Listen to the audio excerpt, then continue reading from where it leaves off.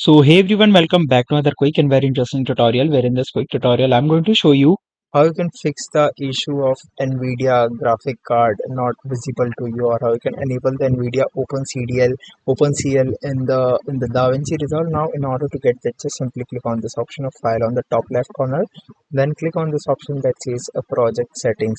Or if it does not if you does not find these settings, you can just simply go to some other settings, like just simply close it and right click on the DaVinci Resolve option, and here you'll see this option that says preferences.